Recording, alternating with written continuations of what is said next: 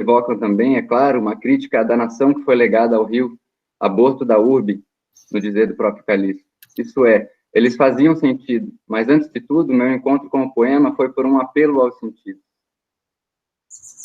E por que eu li esse começo, né? Para figurar justamente que, ao longo da pesquisa, eu busquei sempre manter em primeiro plano vamos dizer, o principal, né? Como diz aquele ditado popular, o importante é o principal, e o principal na poesia de Calixto me pareceu esse apelo aos sentidos. Esse modo como ele me tocava e não tem a ver necessariamente com uma interpretação. E a partir disso eu pude encontrar, muito coincidentemente, por acaso, certa vez, meu amigo Osley, que está aqui presente, me apresentou um livro, dentre os vários, de filosofia contemporânea, que ele lê seguidamente, e era justamente o Produção de Presença, o que o sentido não consegue transmitir, do nosso querido Hans-Ulrich Sepp Gumbrecht, que está aqui com a gente. A partir da noção de presença de Gumbrecht, então, eu pude pensar o principal na poesia do Calixto. Como aconteciam esses efeitos, como a poesia pode nos pegar fisicamente, muito mais do que trazer mensagens ou pedagogias, ou fazer a gente refletir sobre as coisas. Por mais que isso seja possível também e proveitoso, num primeiro momento, e eu acho que em termos de motivação existencial, não é necessariamente por isso que a gente lê literatura, é para ser tocado, né? E a partir da obra de Calixto e da leitura de outros poetas contemporâneos, ao longo do primeiro capítulo da dissertação, eu traço um breve panorama, levantando alguns aspectos que apontam nessa direção, em modos de entrar em contato com o mundo que a literatura nos propõe, esse toque, né? Que, inclusive, é apontado pela Florência Garamunho como a existência de um império dos sentidos na literatura brasileira contemporânea, especificamente na poesia. Ela não se refere explicitamente ao Calixto, mas a outros poetas com obras com aspectos similares, pelo menos nesse ponto, né? E uma vez que há esse império dos sentidos, eu me perguntei o porquê da existência desse império dos sentidos. E, novamente, eu pude encontrar na obra do Pepe uma historicização que faz com que a gente chegue à conclusão de que a gente vem de uma tradição ocidental dominada por esse paradigma do sentido, em oposição à presença. Isso é, tudo aquilo que é interpretação, tudo aquilo que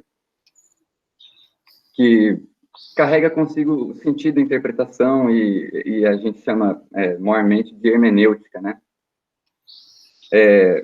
A partir dessa historicização que o Sepp faz, ele propõe, então, uma nomenclatura para nosso cronótipo, nossa construção social de tempo atual, que ele chama de presente amplo, e que, dentro desse presente amplo, que a gente pode caracterizar por 5 pontos, principalmente,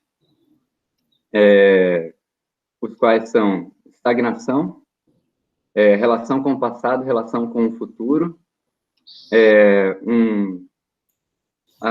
uma reinclusão do corpo enquanto autorreferência, e agora eu confesso que me deu um breve branco no 5º ponto, mas eu vou ordenar agora numa lista. O 5º ponto é precisamente que não inclui a proposta da visão histórica do mundo, que o tempo é um agente incondicional de transformação. Mas eu sei que vocês sabem, que fiquei impressionado. E como quando me está copiando mais ou menos do 1.1, 2, 3, 4, 5, né? Me acontece muitas vezes, como vocês sabem, que no 5º ponto, 6º ponto, não sei. Tudo caso. Só para você saber que estava seguindo precisamente a tua fala. Né? Obrigado, Sérgio. Com relação ao passado, nesse cronótipo, a grande questão é que ele não vai embora. E contemporaneamente, a gente pode pensar muito nas tecnologias virtuais de armazenamento de informações e de vídeo, e de como absolutamente nada parece se perder para sempre, ficar no passado esquecido, assim, né? Tudo se encontra no presente disponível, né? Isso acaba gerando essa sensação de alargamento temporal, por um lado, e, por outro lado, a negação do futuro, que aparece, então, como uma ameaça iminente, como se a gente estivesse inserido sempre numa grande narrativa em que o fim da narrativa é a nossa extinção, seja por motivos ecológicos ou de guerra, enfim, há sempre um futuro a ser temido, né? Ele passa a ser afastado, alargando ainda mais esse presente. Isso gera, então, a sensação de estagnação, onde tudo acontece, mas nada muda, digamos assim. E, nesse sentido, o tempo histórico deixa de ser um referencial de tempo, justamente porque as coisas como elas deixam de mudar, como o tempo pode continuar sendo um agente de mudança, não é? Se as coisas deixam de mudar. E, nisso tudo, a reinclusão do corpo num paradigma de autorreferência humana, que vem justamente como uma resposta a um predomínio de um modelo epistêmico, a gente poderia dizer cartesiano, do penso, logo existo, ou seja, eu existo por meio da minha mente, ou seja, também, o corpo está excluído desse paradigma de autorreferência, né? Então, a reinclusão do corpo aparece também como uma certa resposta existencial demandando presença, um desejo de presença, que é o que eu finalizo o capítulo segundo do livro, da dissertação, apontando a partir principalmente da poesia do Calixto, mas também outros poetas, né? Partindo para estando situados nesse presente amplo,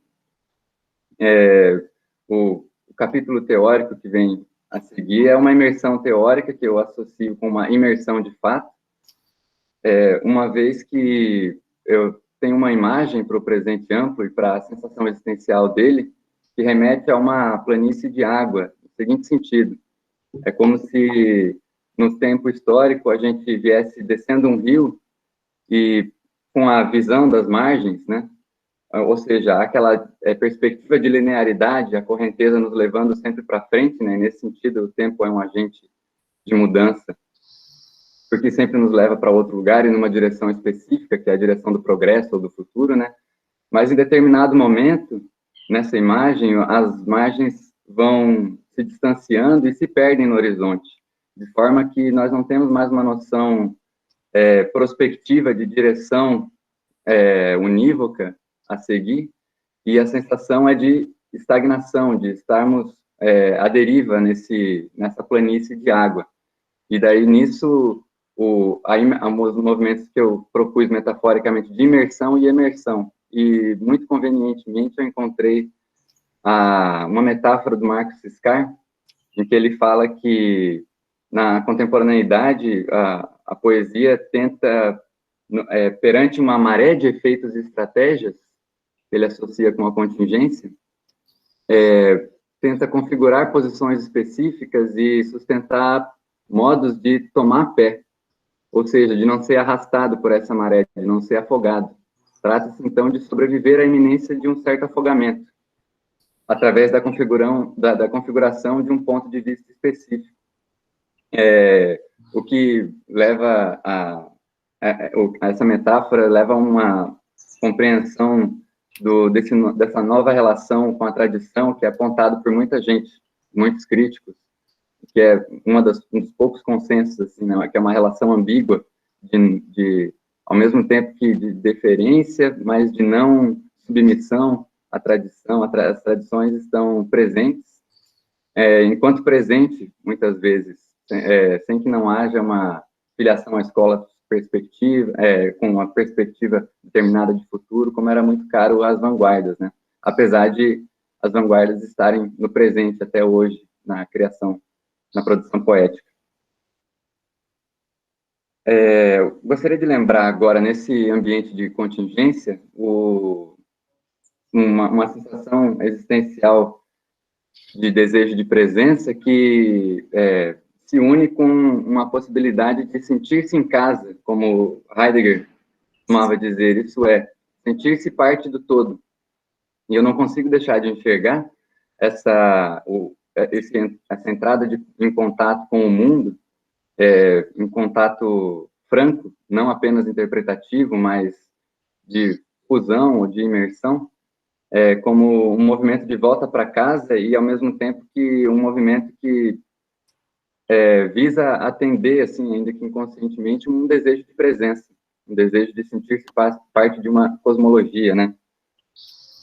Nesse sentido, e agora pensando na literatura em específico, eu propus pensar a presença na literatura, e até o Volmir, na qualificação mesmo, comentou assim, que a princípio a filosofia da presença não seria mais, quem sabe, proveitosa, assim, né, de se utilizar com uma poesia oral, ou com uma poesia mais voltada para esse aspecto, o ritmo, quando a gente tem poemas que são muito ritmados, alguma coisa assim, e eu gostaria de pensar o Calixto como um caso menos óbvio de produção de presença, porque a poesia dele não é canônica no sentido de ritmo, de metro, ela é muito entrecortada, muito fragmentada, muito poluída de diversas tradições, assim, e muitas estéticas diferentes, mas ele se apoia, sobretudo, numa relação muito próxima com as artes plásticas.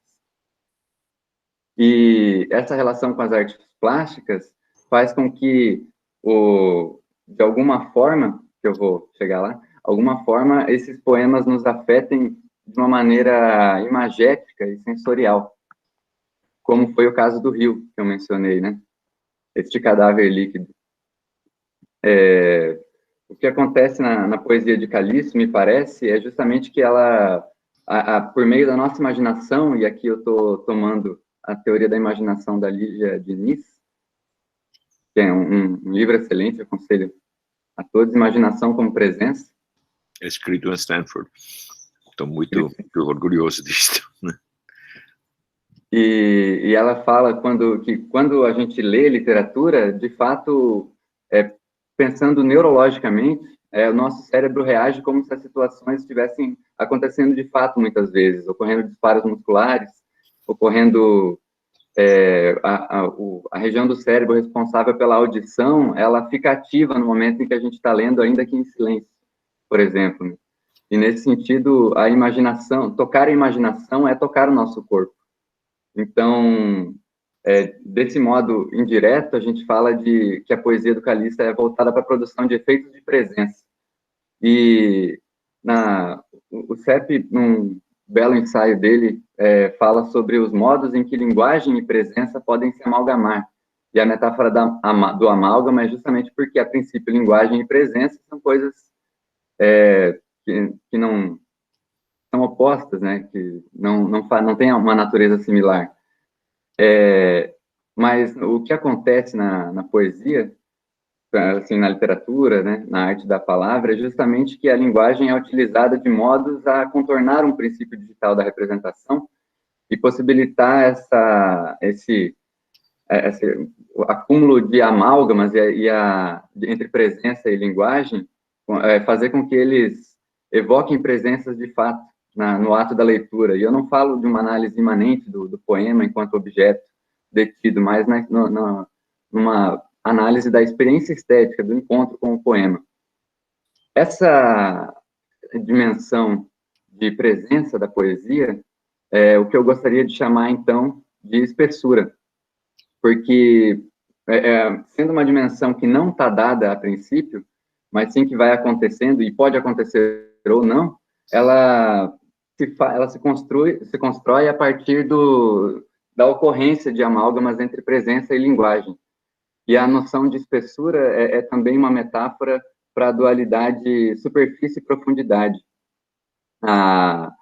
sendo que a superfície seria a presença, e a profundidade, o sentido ou o ato interpretativo de penetrar um objeto, né, penetrar verticalmente a superfície de um objeto, em busca de sua verdade, assim, né? Eu penso que é possível e muito proveitoso, especialmente para esse tipo de poesia voltada aos sentidos que a gente encontra sendo produzida hoje no Brasil, que a gente leia analogicamente os poemas, isso é, leia buscando esses momentos de espessura, em que o campo de sentido, em que o vetor vertical, digamos assim, ele participa muito mais no sentido de estabelecer uma profundidade mínima que se confunde com a profundidade da pele, do que uma profundidade profunda, digamos assim. E essa profundidade mínima é a espessura, porque é uma dimensão do sentido que nos acomete involuntariamente, e enquanto que a profundidade hermenêutica, o ato interpretativo é necessariamente ativo, né?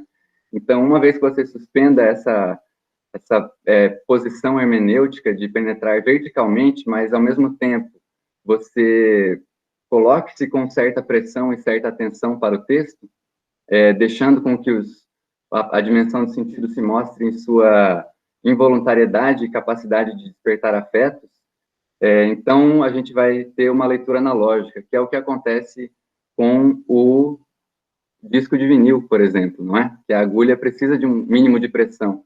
E a superfície do vinil também não é perfeitamente lisa, não é plenamente superfície, há uma profundidade mínima de vales e picos, que, sendo a espessura, é justamente aquilo que nos toca, é aquilo que constitui e projeta um corpo vivo da enunciação. Vou parar por enquanto por aqui, porque agora abrir para as perguntas para a gente poder se aprofundar mais. Primeiro, eu quis só dar uma explicação com relação aos dois conceitos principais que eu desenvolvo e contar o contexto da apresentação. Por enquanto é isso. Obrigado. Muito obrigado. Então, eu vou reagir agora, Daniel, né? Isso, pode ficar à vontade. Tudo bem. Eu não sei, mas de vez em quando estou numa banca no Brasil, mas cada universidade, sobretudo as universidades federais, tem o seu próprio estilo de bancas. Então, eu vou mais ou menos me comportar como se fosse uma banca em Stanford. Neste caso, eu queria começar expressando duas coisas. Uma coisa, primeiramente, para me compreender,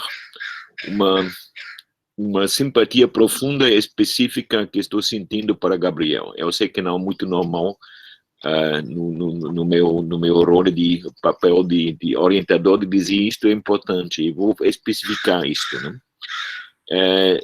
Nos agradecimentos da sua tese de maestria, ele me menciona no final, mas me menciona com duas palavras em alemão, que são o motivo central e mais conhecido do time na Liga Alemã de Futebol que estou torcendo, Echte Liebe, quer dizer que amor sincero, né? Afeto sincero. Mas olha, que isto é muito Gabriel, né? De expressar o seu afeto, a sua simpatia, numa cita muito erudita na história de futebol, né? Quando eu estava vendo no teu manuscrito essas duas palavras, Echte Liebe, né? Que se usa porque é um time muito carismático, quase o time mais carismático na Liga Alemã, né? Mas expressando uma relação que a gente tem com aquelas duas palavras, de Echte Liebe, foi uma coisa muito emocionante, né? Que também, porque a minha mãe daquela região estava vivendo acentos, etc, etc. Muito especial. Achei, e todo mundo que conhece o Gabriel sabe, né, que era um estilo, um acto, um gesto muito Gabriel, né? Então, eu estou retornando Echte Liebe, Gabriel, realmente, né, apesar da tarefa que tenho hoje de comentar a tua tese. Em segundo lugar, e já estou avisando, Gabriel, que isso vai ser difícil para você ouvir, mas queria usar esse espaço acadêmico e público para dizer uma coisa que eu acho objetiva e não hiperbólica sobre a minha impressão do talento intelectual nas ciências humanas do Gabriel.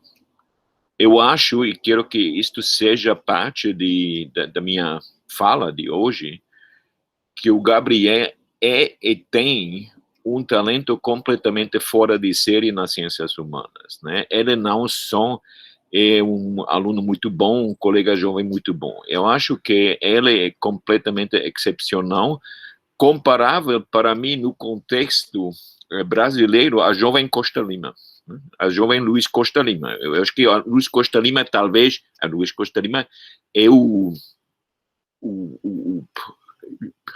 representante das ciências humanas do Brasil mais mundialmente reconhecido, mas eu acho ainda não suficientemente reconhecido. Então, eu acho, sinceramente, né, não, isso é independentemente da minha simpatia, do meu amor, baseando-me nos encontros que a gente teve em Campo Grande, baseando-me na leitura da tua tese, baseando-me, Grace e Osley estiveram presentes, né, nas tuas contribuições para aquele seminário recente na Universidade Hebraica, e quero sublinhar, dizer de novo, que o Gabriel é um talento, um espírito, uma intelectualidade fora de série. Então, eu quero dizer que eu gostaria de contribuir a isto sobre 2 níveis. Eu espero que ele continue na Universidade Federal de Campo Grande. É importante de permanecer na província, né? De não ir a São Paulo, de não ir... Não, acho que é super importante que uma coisa focal deste tipo, né? Antigamente, todo mundo queria estar em São Paulo ou em Rio. Isso já mudou no Brasil. Eu gostaria que eu poderia voltar a ver durante o que tenho ainda de vida, 20 anos, uma coisa assim, Gabriel, em Campo Grande. Mas, ao mesmo tempo, eu ativamente gostaria de contribuir a que sua obra tiver uma presença internacional, brasileira, nacional e internacional, né? A gente logo, eu vou acabar em 10 minutos, alguma coisa assim, com uma pergunta neste sentido, né? E isto não é uma coisa, um favor que estou fazendo a Gabriel, porque acho que é objetivamente importante, né? Grace e Osley podem confirmar, por exemplo, o impacto que as contribuições do Gabriel tiveram naquele seminário de doutoramento numa universidade de nível mundial, como a Universidade Hebraica. Todo mundo estava impressionado, não só de simpatia, mas daquele conceito de registro no arquivo, né, que você está propondo, por exemplo, também dos teus comentários, né, sobre pensamento frio que a gente estava discutindo, que é realmente importante. Bom, já era importante para mim dizer isto no espaço público, de dizer isto como parte da banca de hoje. Então, eu acho que aquela tese de magistério e maestria, né, é uma contribuição, uma continuação do meu pensamento sobre presença, que começou com aquele livro de 2004, Produção de Presença, 2004 no original inglês, mas eu acho que o primeiro trabalho que se está pondo seriamente e experimentalmente a pergunta o que poderia ser uma leitura de poesia nesta dimensão de presença. Não no sentido se baseando na minha teoria, né? Não é tão importante a minha teoria, mas uma leitura, uma aproximação, um uso, uma praxis de conversa, entre aspas, com uma poesia que não seria hermenêutica, que não estaria focalizada no deciframento de conteúdos, né? No deciframento de significado. O que poderia ser isto? Então, eu acho que, e isso eu sei com certeza, que nenhum trabalho tem ido tão sistematicamente longe no desenvolvimento de uma resposta experimentalmente, sistematicamente, como tem feito o Gabriel, né? Neste sentido, realmente, achei interessante que eu voltar uma coisa que você estava dizendo. Gostei da tua escolha do poeta, né, Calixto, porque precisamente seria mais fácil de fazer o mesmo exercício intelectual que você estava fazendo com uma poesia mais prosódica. porque, claro, a proximidade entre prosodiia de um lado, e dimensão de presença do outro lado é evidente, né? Então, você se está precisamente referindo àquela pergunta que estava tentando de formular e de discutir naquele ensaio sobre se é possível ter uma dimensão de presença num texto, né? Porque não é filosoficamente evidente que seja possível. A minha resposta é tentativamente que sim, que é possível, mas complicadamente possível, né? E então, neste sentido, e como a pergunta de que fazer na praxis diária também das ciências humanas, da interpretação da leitura, com toda a dimensão de presença, né? De novo, quero sublinhar, e que é importante para mim, não já como julgamento de um professor do trabalho de um aluno, é uma contribuição ao meu trabalho. Ninguém tem ido tão longe, né? Continuando o meu caminho daquele ensaio sobre se é possível presença num texto, como tem feito o Gabriel. Nesse sentido, aproveitei enormemente do teu desenvolvimento, né? E não vou seguir um detalhe, a gente pode discutir logo mais tarde, mas uma pergunta que logo vou voltar, eu acho que se não que o que você tem feito merece publicação, mas como até no nível de vendas, pode dizer que a produção de presença, toda aquela dimensão continua tendo um interesse, continua tendo uma ressonância, né? Eu acho que estaria importante, não só para mim, ter uma forma de publicação, né? Talvez não do texto idêntico da tua tese, mas um ensaio publicado numa revista internacionalmente lida, uma coisa assim. Acho importante, quero dizer isto. Mas como uma intervenção de banca, obrigatoriamente, né, tem que incluir, mas inclui a expectativa de uma pergunta.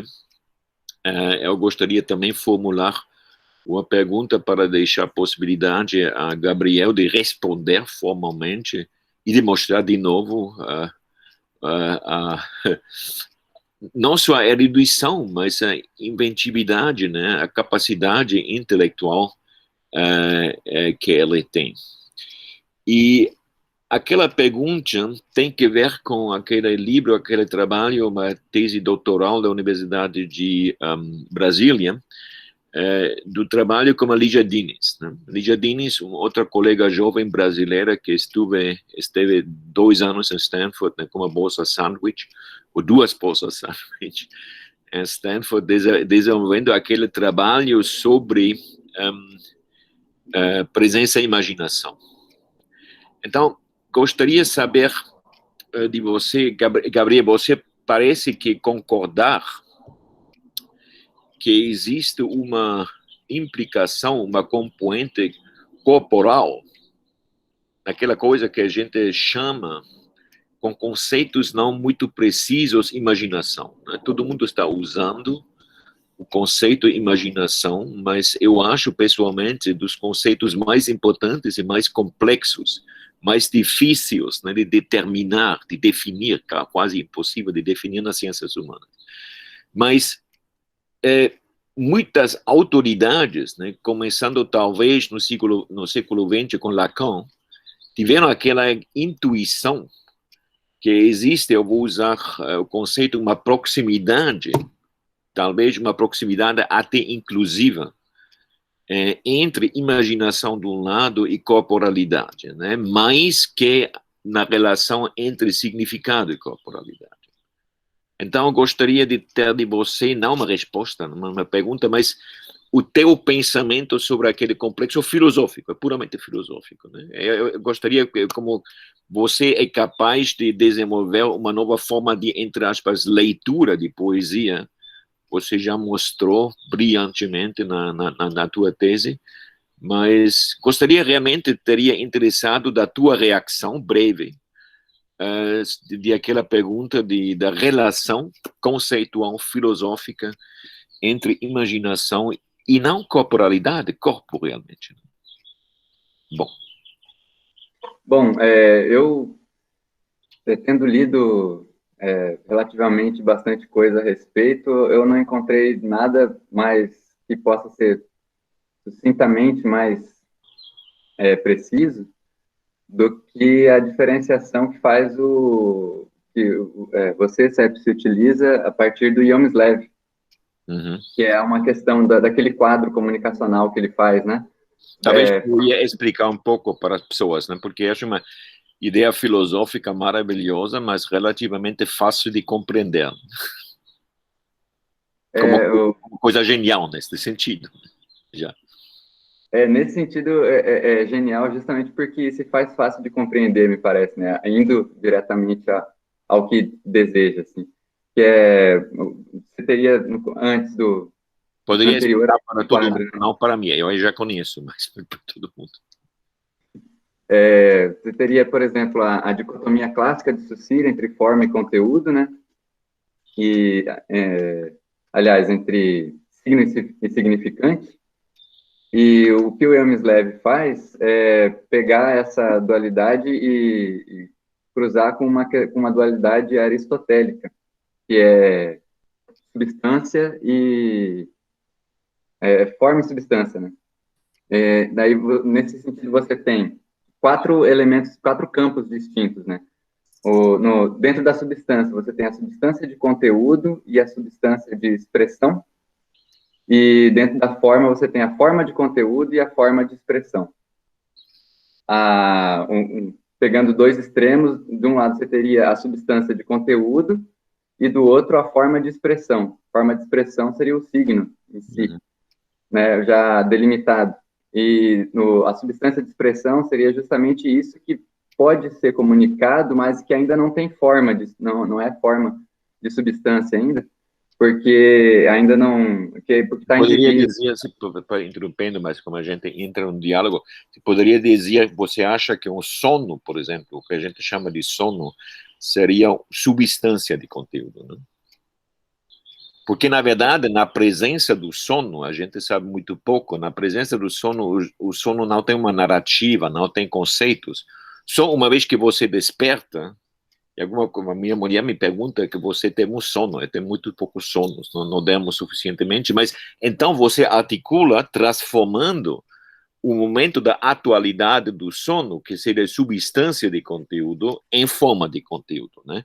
Quer dizer que já interessante no sentido de que os conceitos, a linguagem, são uma dimensão que não se conjuga bem com substância de conteúdo, com imaginação. Porque no momento que a gente está falando, já está quase traicionando a imaginação, a substância de conteúdo. E eu gostaria de chamar ainda para esse quadro o paradigma alternativo assim que o Heidegger propôs, que é o de diferenciação e desdiferenciação. Não diferenciação, né? Porque justamente me parece que ao passar da substância para a forma, há um processo de diferenciação e, em sentido contrário, um processo de desdiferenciação. Exatamente. E por isso que eu penso que na literatura, concordando com quando o Deleuze fala que escrever literatura é fazer com que a língua, o idioma delire e saia de seus sucos, eu não consigo deixar de pensar que nosso processo comunicativo por meio de palavras, ele se dá por meio de um processo que tenta ser digital, né? Associando uma coisa a outra, né? Ou 0 ou 1, uma palavra a um sentido. Só que o uso literário da palavra é justamente, me parece, brincar com essa delimitação de formas, gerando uma desdiferenciação na substância. E por isso afeta a imaginação.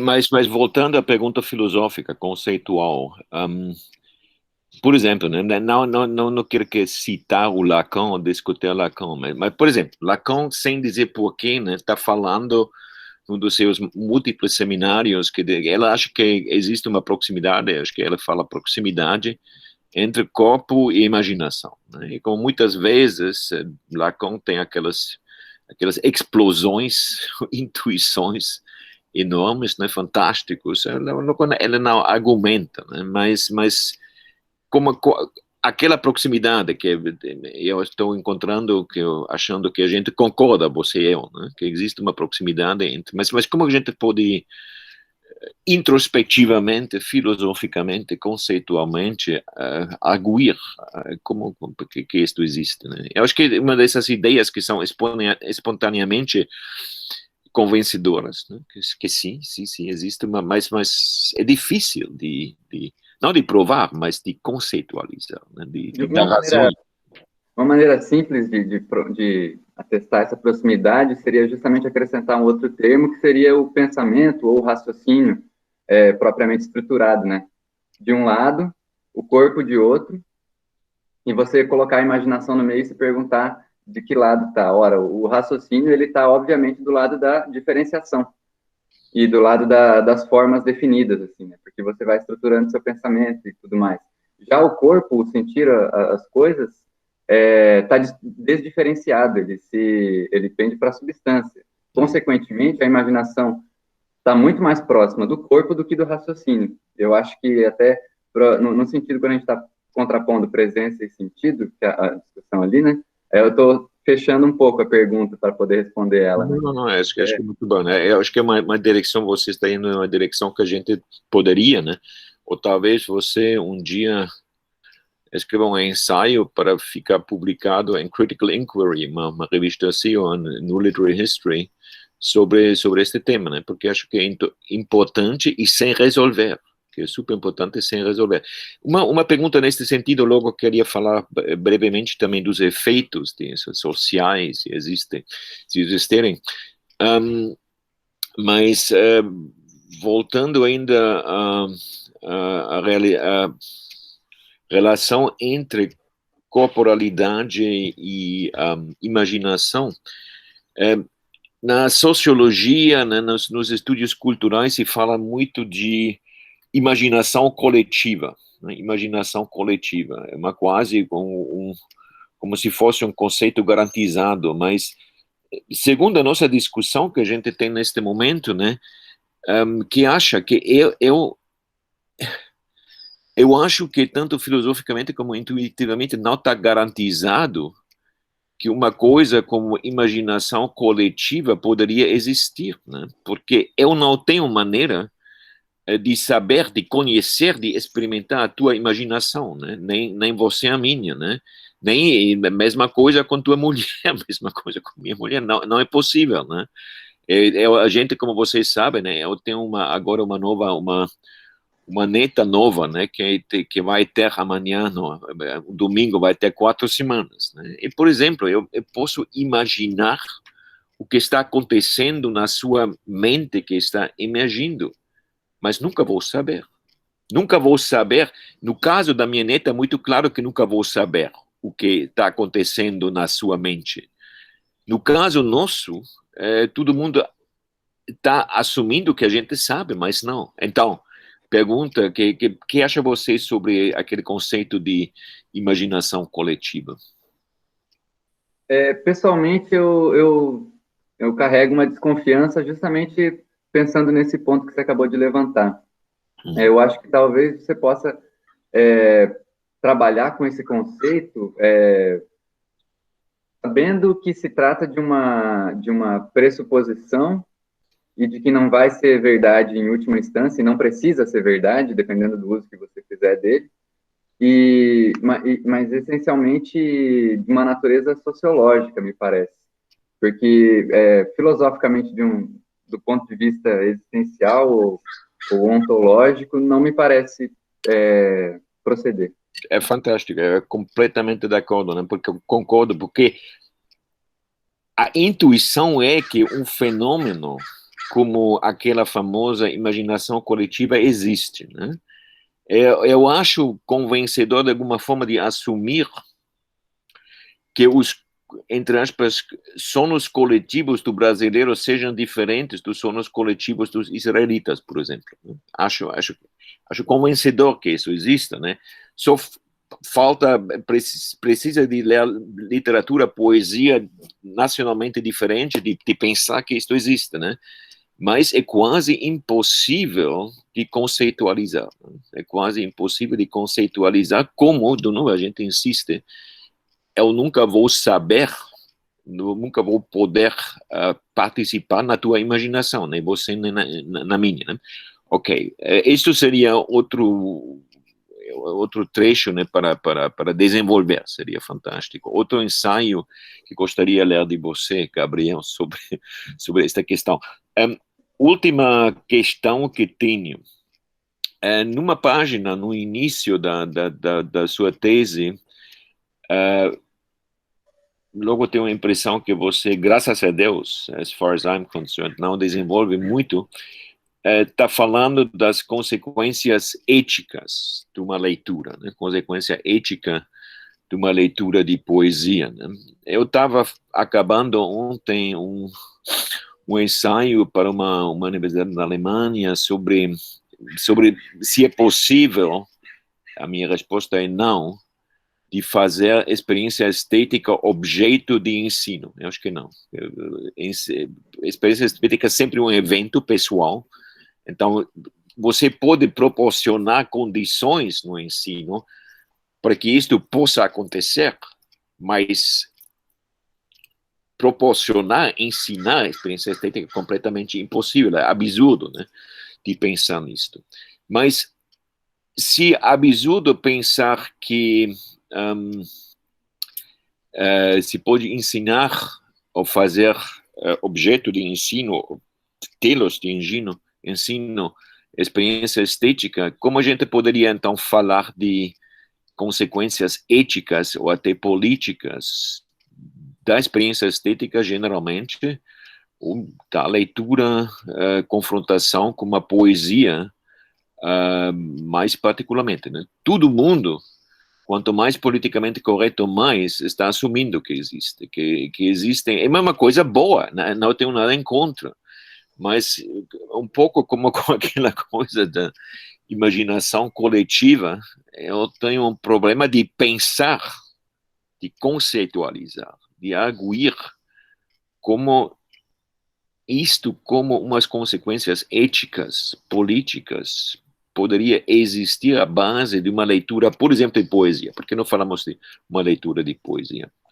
E, de novo, né, Gabriel, eu não tenho nenhuma expectativa particular. Eu quero a tua resposta a essa pergunta, porque você sabe mais ou menos o que eu estou pensando sobre este problema, mas eu quero, sobretudo, a tua pergunta, como na primeira discussão que a gente teve.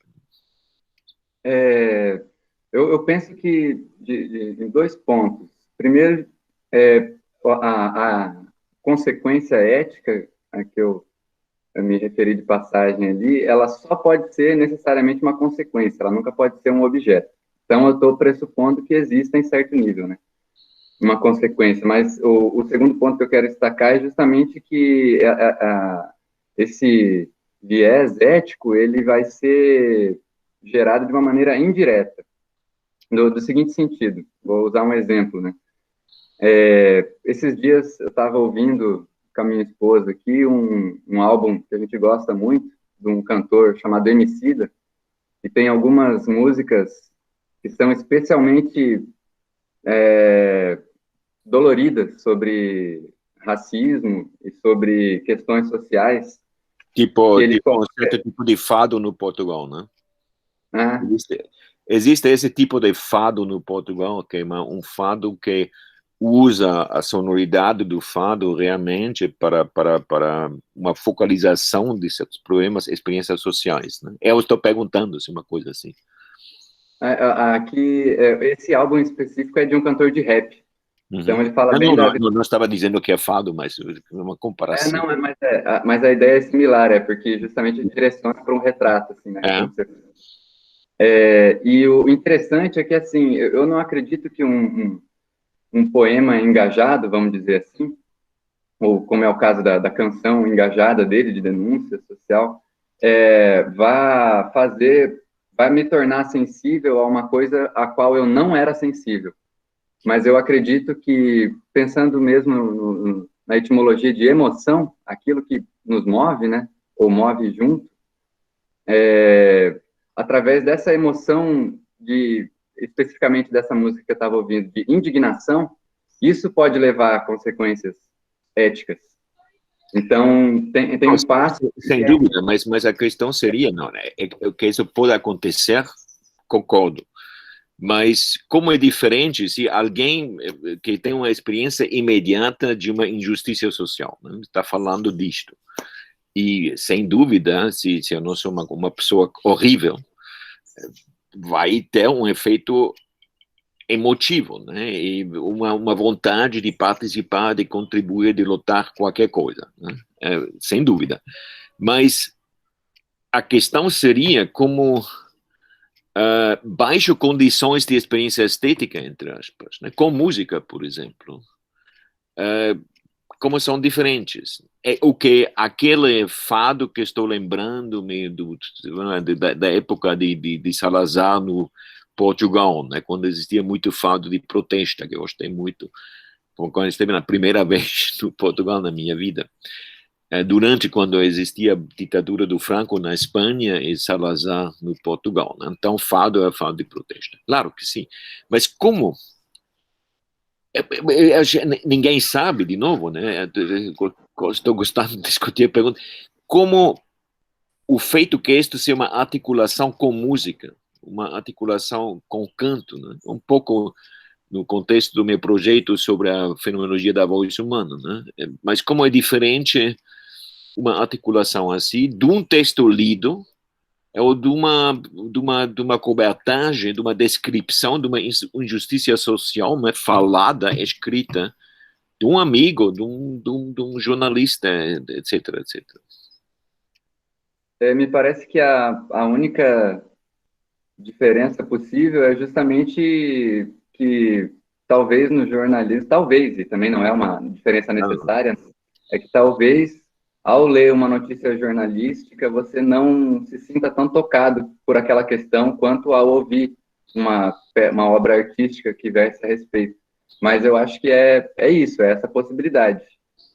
Pouca coisa para além disso. E em termos pedagógicos mesmo, nada. Agora, uma pergunta final que me está ocorrendo, né? Porque às vezes, né, quando estou no Brasil, certamente não em Campo Grande, mas em outros lugares no Brasil, tenho a impressão que os colegas, sobretudo nos departamentos de literatura, todos estão achando que o efeito mais importante da literatura é para que todo mundo vai votando PT, né? Todo mundo tem que ser... Eu provavelmente não sei, se fosse cidadão brasileiro, votaria talvez PT, não sei, né? Mas definitivamente não o presente, né? Presente contemporâneo, não.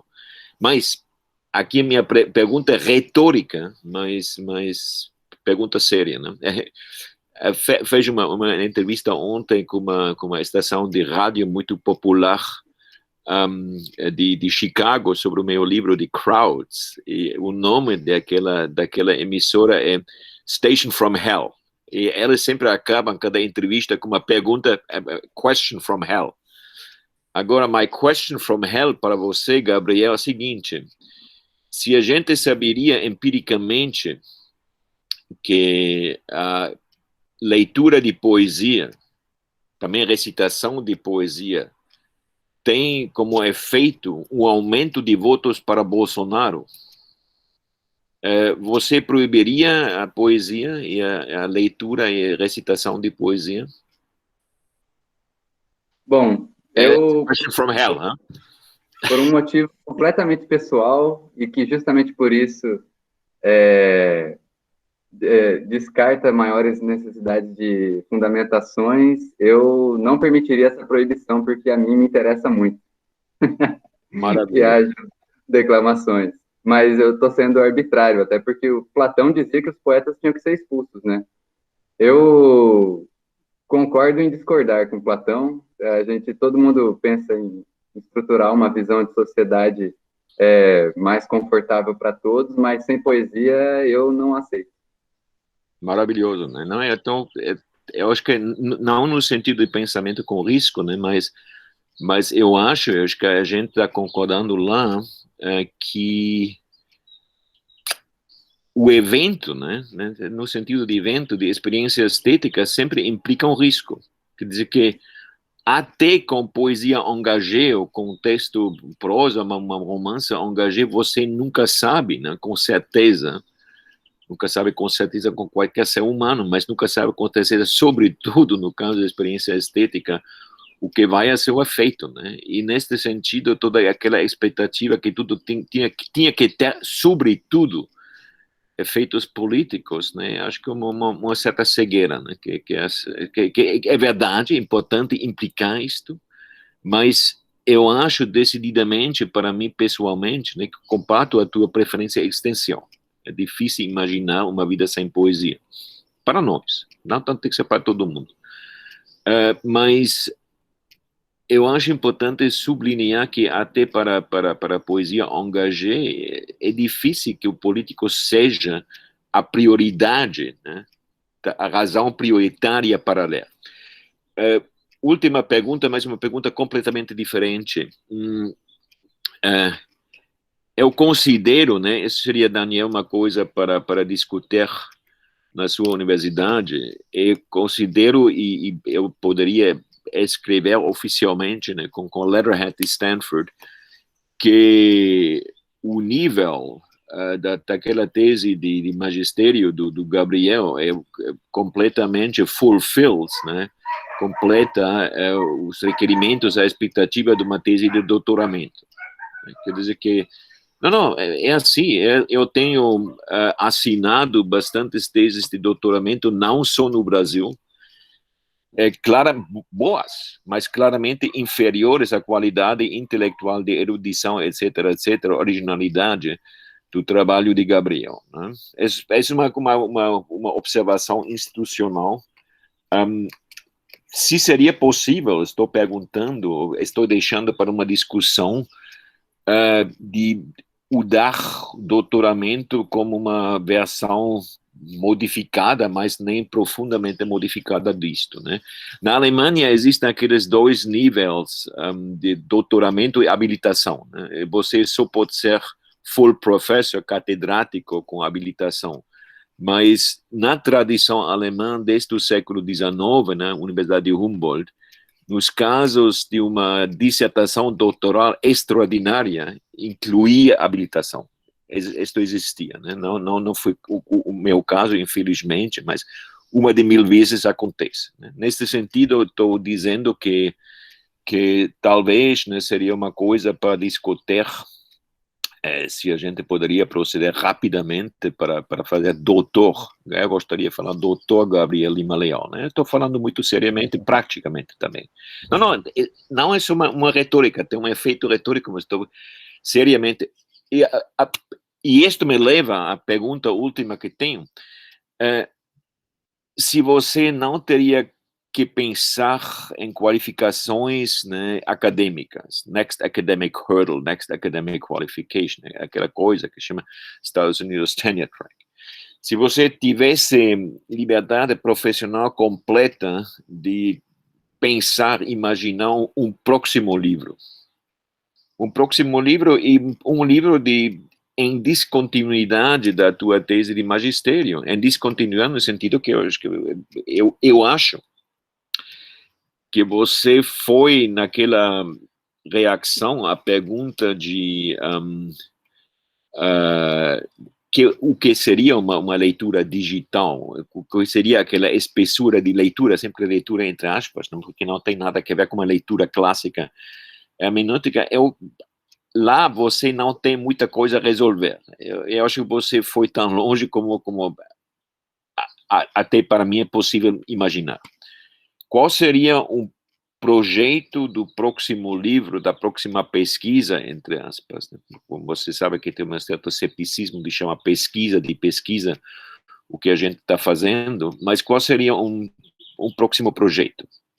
Sem pensar nas qualificações acadêmicas. Né? Se você foi bilionário de Silicon Valley, eu tenho um aluno que recentemente vendeu, tem 23 anos, o Sam Ginn, e vendeu para 3 bilhões de dólares o seu startup.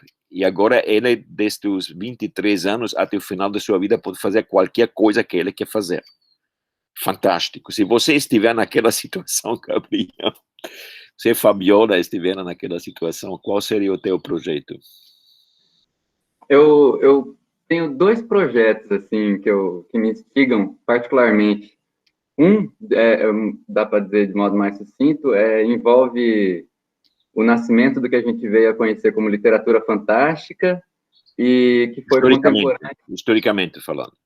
Historicamente falando, e a relação com o romantismo, especificamente com poesia romântica, que eu gosto muito dos românticos ingleses, Byron, Keats, tem o Shelley, tem uma proximidade, um afeto muito grande pela poesia dele.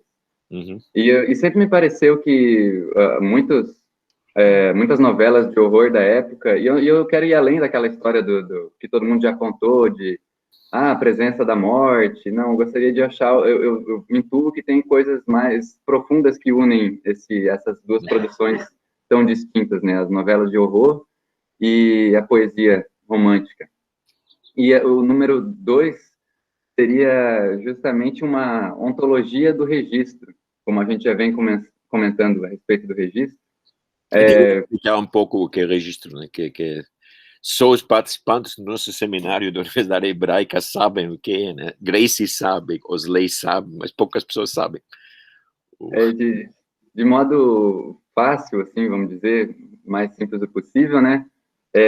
Eu penso que pensando o registro como um movimento em oposição à produção.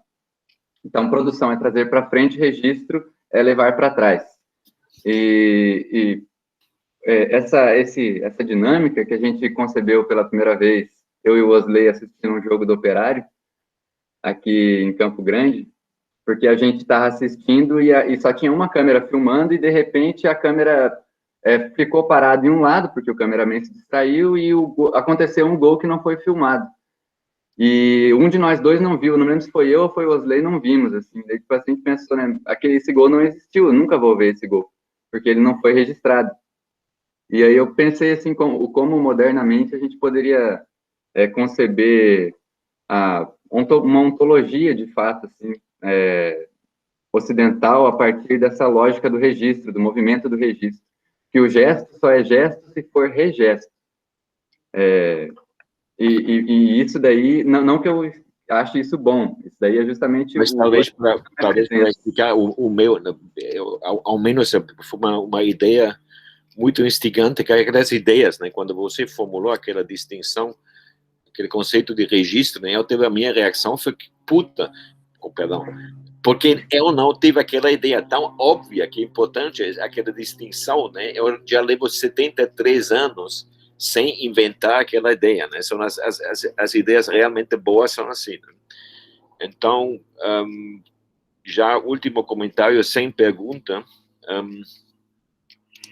Eu acho os 2 temas são fantásticos, mas o primeiro tema está bastante trabalhado já, né? Acho que existem trabalhos bons sobre isso, existe qualquer coisa boa que a gente pode imaginar em ciência literária sobre o romantismo inglês, que é um campo, sobretudo aqui nos Estados Unidos, mais que na Inglaterra, bem trabalhado, né? Não quer dizer que você não poderia escrever um livro fantástico sobre isso. Gosto que não seja como muito típico, foi muito típico até 10 anos no Brasil. Qualquer tema que a gente poderia imaginar sempre era a história cultural brasileira, né? E acho típico de você, Gabriel, que você está pensando além disto, né? Não quer dizer que você não poderia escrever um livro maravilhoso sobre a literatura, cultura brasileira. É interessante, mas aquela coisa, um livro, que pode ser um livro pequeno, 150 páginas, né? Desenvolver aquela intuição do registro, eu acho que é mais importante, mais pessoal, para explicar o que foi a intuição tanto do Wesley como do Gabriel, né, se baseando numa discussão no nosso seminário de Jerusalém, a semana passada, do Oráculo Manual de Gracian. A ideia foi precisamente que qualquer reflexão filosófica, seja em aforismos, 300 aforismos, no caso de Gracian, mas também uma coisa como ser tempo de Heidegger, né, que são não sei quantos, 70 mais ou menos parágrafos, sempre um registro de um pensamento atual, né? Um pensamento atual poderia suplementar uma discussão que a gente teve ontem de um texto do Choran, Précis de Decomposição. Os pensamentos realmente bons, realmente inovadores, realmente decisivos, talvez sempre ocorrem em situações não estáveis, né? Em situações onde você não pode escrever, em situações onde você não tem tranquilidade, e a consequência seria que tudo que a gente teria de filosofia, de ensaio, talvez até literatura, mas certamente filosofia sempre é registro.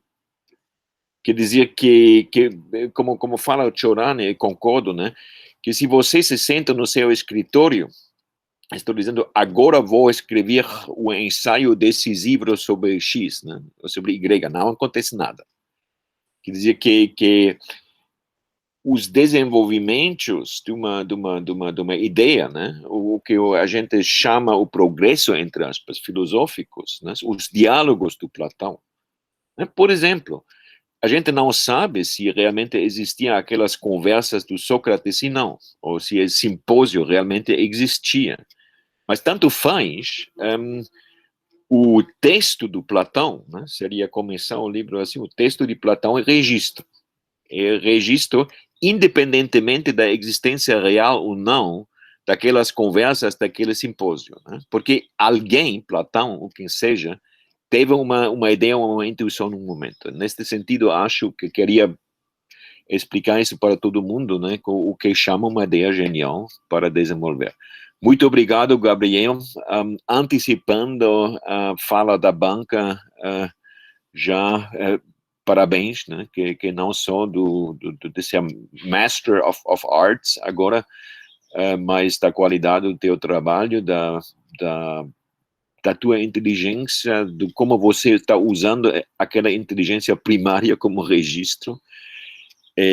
Para mim, estou esperando que a gente continue falando, discutindo, trabalhando juntos, né, de poder acompanhar para a próxima etapa do teu trabalho. E desculpe, né, que tenha falado tão estendidamente, que sempre me acontece que quando estou falando com o Gabriel, falo demais, porque sempre ele está produzindo uma ressonância de ideias demais. Muito obrigado.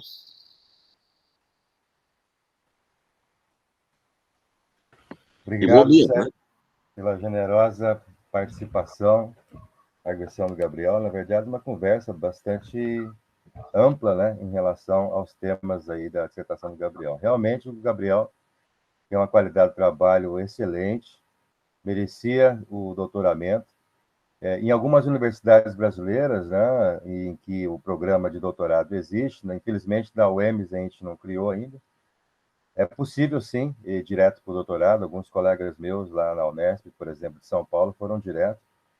E a gente eu poderia falar, por exemplo, como a PUC de Rio, né? Seria uma possibilidade, o USP. Sim. A gente está no esforço justamente de criar o nosso doutorado, e a partir de trabalhos de qualidade como o Gabriel e participações como a sua, CEP, que a gente consegue esse índice, né, para aprovar um programa aqui de doutorado, justamente com a qualidade. Fica muito claro para mim, tanto faz se ele é mestre ou doutor, né? Tanto faz ou nada. Doutor, Gabriel. Só que para estar já naquela situação profissional onde você já não tem que pensar em qualificações, né? Porque sim, ele está claramente, intelectualmente, profissionalmente, muito além disto. Claro. Eu gostaria de me posicionar também. Bom, acho que todo mundo aqui sabe, eu sou a professora Grace da Uniandrade. Eu sou líder do grupo de presença, do Seminário de Estudos de Produção de Presença. Foi formado em fevereiro desse ano, e o Gabriel foi meu grande parceiro nessa formação. O grupo está se expandindo. Nós temos aqui a Cláudia Camargo, doutoranda da Uniandrade. O doutorado da Uniandrade se iniciou em 2020, e eu, como vice-coordenadora do programa, para mim seria uma grande alegria ter o Gabriel na Uniandrade. Então... Todo mundo quer o Gabriel, né? Até o Borussia Dortmund, cara. Eu faço minhas todas as palavras do CEP. Eu acho que aqui no Brasil nós vivemos um momento intelectualmente muito difícil, em que foi criado um consenso e eu acho que o trabalho do Gabriel, essa questão da experiência estética como experiência de risco, eu fico muito feliz, né, com o posicionamento dele a respeito, a gente discute muito isso no grupo, realmente, o trabalho dele é um respiro nesse sentido, e até para a consolidação do campo não hermenêutico, de se criar uma maneira de se ler poesia que não passe necessariamente apenas pelo sentido. Então, eu li a dissertação, eu considero um grande avanço, e concordo plenamente que isso tem que ser publicado. Vamos ver isso, Gabriel. Obrigada. E meus parabéns pela defesa. Obrigado, Grace, né, por a concordância, porque é fantástico ter pessoas como vocês, né, e de novo, eu estava falando todo mundo, todo tempo, aquele seminário em Jerusalém, foi um seminário de doutoramento da Universidade Hebraica, que em todos os rankings, uma das universidades melhores do mundo, com um grupo de doutorandos, né, israelitas, tanto palestinos como judeus, a propósito, fantástico, incrível, mas tanto a Grace como o Slay como o Gabriel, né, que estiveram lá naturalmente, né, todo mundo adorando as suas contribuições, até o ponto que existem alunos de Israel que agora querem viajar ao Brasil, né, para conhecer os contextos. Mas quer dizer que, quando estou falando desse doutoramento, qualquer coisa, eu não tenho nenhuma obsessão de doutoramento, tenho uma obsessão que um cara como o Gabriel, um cara como a Grace já tem aquela situação, mas tem uma situação onde ele pode se completamente concentrar no seu trabalho, tanto intelectual como pedagógico, sem pensar em qualificações institucionais. É só isto. E se eu posso contribuir qualquer coisa, contem comigo. Né? Perfeito, Sérgio. Agradeço enormemente. Comigo também. Contem conosco. Obrigado também, Grace. Eu vou dar a palavra agora ao professor Valmir. Pode ficar à vontade, Valmir, para as suas considerações. Olá, bom dia a todos. Obrigado, Daniel, pelo convite para participar dessa banca, que não é só uma banca, né, entre todas as burocracias da nossa universidade, mas é uma instância privilegiada de uma discussão muito densa, né, sobre poesia, sobre experiência estética, e que nos instiga, né, e nos dá até uma força nesse momento difícil que a universidade pública brasileira está passando. Então, é muito bom a gente ter esse ar, né, de discussão tão forte, tão intenso dentro da universidade, mesmo que seja aqui pela internet apenas, né? É uma pena que nós não temos a presença física, mas está muito contente, estou muito satisfeito de estar participando aqui com vocês. Gabriel, mais uma vez, agradeço a confiança também, né? Tive a oportunidade de participar no momento da qualificação e espero, né? Vi muitos avanços também no trabalho, que eu acho que tem a ver com aquele momento nosso de discussão também. E não poderia deixar de dizer que é um prazer enorme, né, ter esse momento de aprendizado com o professor Sepp, né, a gente prefere chamá-lo de Sepp aí para não incorrer na deselegância de pronunciar o nome incorretamente. Né? Não, é correto. O Sepp é exatamente o equivalente da Alemanha do Sul, de Baviera, de Zé. Eu Maravilha! Não estou chamando José, mas os alemães de norte chamam de Zé aos alemães do sul, e como sou alemão do sul, foi um sobrenome que se me deu vivendo no norte da Alemanha, em Bochum, por exemplo, né, me falar é um cara bávaro, como um cara do Rio Grande do Sul, do Mato Grosso do Sul, né? Muito provinciano, muito Zé, eu gosto disso, e por isso me chamo Zé. E também muito mais fácil, né? Muito mais fácil. Você faz uma reserva de restaurante e dizia Sepp, S-E-P, não dizia Gumbrecht, então Gumbrecht ninguém sabe, ninguém compreende, né? Mas em todo caso que Sepp é exatamente Zé em alemão do sul. Com perdão, mas quase filológica. Ok. Gabriel, eu preparei um texto, né? Então vou propor aqui uma dinâmica um pouco diferente do CEP. Eu vou fazer a leitura desse texto de arguição, porque eu acho que as minhas ideias e também o nível com o qual eu posso discutir, né, sobre esse trabalho essas ideias podem ficar um pouco mais claras a partir da leitura do texto. De toda forma, nesse texto tem, salvo engano, 2 questões, né, que eu gostaria de te colocar, mas de antemão, reforçando aí todos os elogios já apresentados, assim, trabalho muito acima da média, com uma riqueza muito grande, né, trabalho que eu tive que ler pelo menos 2 vezes, assim, né, observando, captando, especialmente aquele momento muito intenso que são as análises dos poemas, né, os momentos muito intensos mesmo da relação do pesquisador com o objeto, em que os aspectos teóricos, né, os conceitos são chamados para, de fato, dialogarem com o texto poético. Então, isso foi, para mim, foi uma experiência muito intensa ler o trabalho, especialmente nesse momento. Bom, então começa esse texto com uma reflexão, e aqui a minha fala já entra num nível de discussão com as últimas questões levantadas pelo CEP, né, até por conta também da minha posição teórica, né, mas eu começo esse texto com uma reflexão política a respeito do notável trabalho do Gabriel de Melo Lima Leal sobre a poesia de Fabiano Callisto.